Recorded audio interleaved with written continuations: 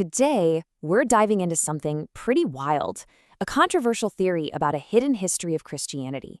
It's a claim that an unbroken line of true believers has been hiding in the shadows for 2,000 years. So let's get into it. Think about it. What if the history you know, the one with the Catholic Church and the Protestant Reformation, is missing a massive piece of the puzzle? Imagine there's this secret lineage of, quote, true Christians. They've been hunted, persecuted, but they've carried the original faith all the way from the apostles to today, completely outside of the mainstream. It's a really compelling story, and it has a name. This whole idea is called the Trail of Blood. It really got popular from a booklet written back in 1931 by a Baptist pastor named J.M. Carroll. And what it proposes is, well, a pretty radical rewrite of Christian history. The core idea here is something called Baptist Successionism, and it goes like this. Baptists aren't actually Protestants who broke away from the Catholic Church. No. Instead, they're the most recent link in a 2,000-year-old chain of churches that were never part of that system in the first place. So why the super dramatic name? Well, the theory claims that because these groups rejected the authority of the Catholic Church, they were systematically hunted down and murdered for centuries. The Trail of Blood is meant to be a literal path of martyrs. And, conveniently, this persecution is also the reason there's supposedly so little historical evidence for it. It was all deliberately erased. Now, to build this alternate history, proponents point to a whole list of historical groups as being the secret links in this chain. You've got names you might recognize, like the Waldensians, the Cathars, the Anabaptists, all claimed as these spiritual ancestors. But the big question is, does this claim actually hold up? All right, let's put on our investigator hats. And the best place to start is with the theory's most shocking number. So, the Trail of Blood theory claims that during the so-called Dark Ages, we're talking a period of about 1,200 years, a mind-boggling 50 million of these Christians were martyred by the Catholic Church. Let that sink in. 50 million. It's a number that's just hard to even wrap your head around.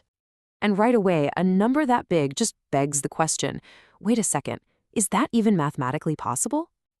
Well, when you look at the actual demographic data, the claim completely falls apart. See, around the year of 500, the entire population of Europe was only about 27.5 million people. The number of alleged martyrs is almost double the whole population of the continent. I mean, to kill that many people, you would have had to wipe entire nations off the map, and there is just zero historical record of anything like that ever happening.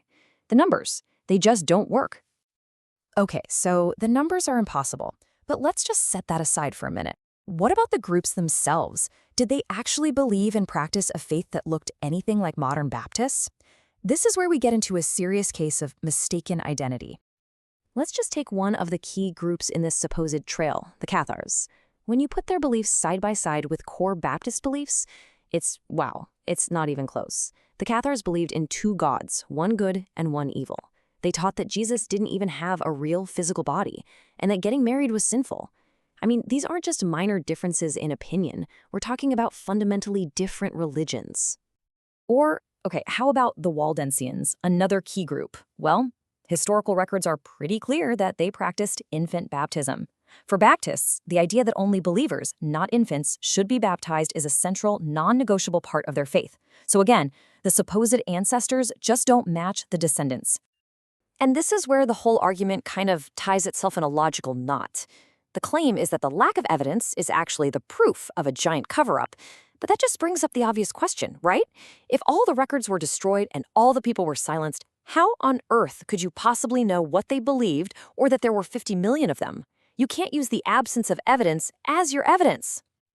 So if the numbers are impossible and the doctrines are total mismatch, the verdict seems pretty clear. And that brings us to a much more interesting question. Why? Why would anyone feel the need to invent a history like this?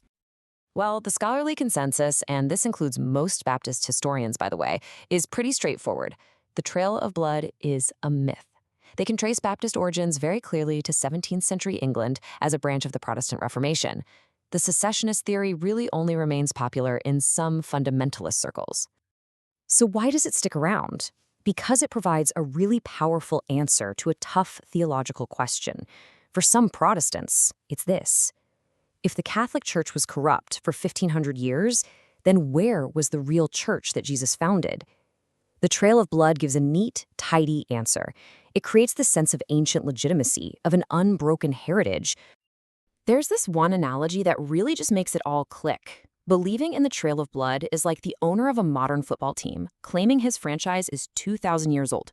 And for proof, he points to pictures of Roman gladiators and Viking raiders and says, see, those were our early players. And when you say, but they played by completely different rules, he just replies, yeah, well, that's because our rivals destroyed all the real records. It's trying to claim a heritage that just isn't yours. And that really brings us to the final big question.